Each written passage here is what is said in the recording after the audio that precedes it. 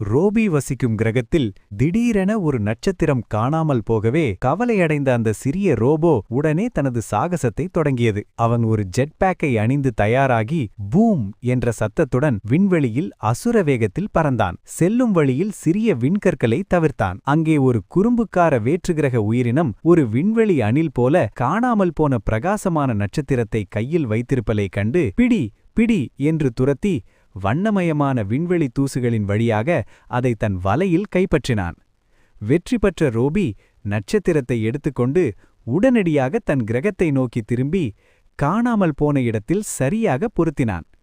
நட்சத்திரம் மீண்டும் ஒளிரத் தொடங்கியதும் இரவு பொழுது மீண்டும் அழகானது என்று மகிழ்ந்தான். அதன் பிறகு ஒரு சிறிய படிகப் பூவிலிருந்து வந்த ஒளியை கவனித்த ரோபி அதைத் தொட்டபோது மகிழ்ச்சியான வண்ணப் பொடியால் மூடப்பட்டுச் சிரித்தான்.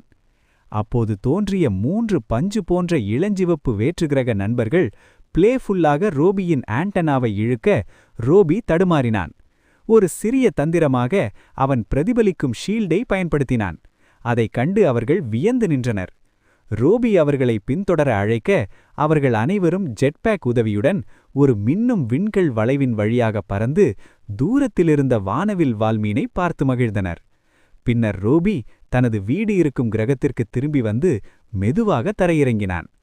பயணம் முடிவடைந்ததால் வருத்தமடைந்த நண்பர்களுக்கு அவன் ஒரு சிறிய ஒளிரும் சக்தி கனசதிரப்பை பரிசளித்தான்.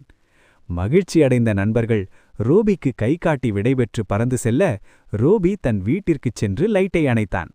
இப்போது பிரகாசமான நட்சத்திரங்கள் நிறைந்த அழகிய இரவு வானம் அவனது ஜன்னல் வழியாக தெரிந்தது. சவால் எதுவாக இருந்தாலும் விடாமுயற்சியுடன் செயல்பட்டு உங்கள் இலக்கை நட்சத்திரத்தைப் போல மீட்டெடுங்கள்.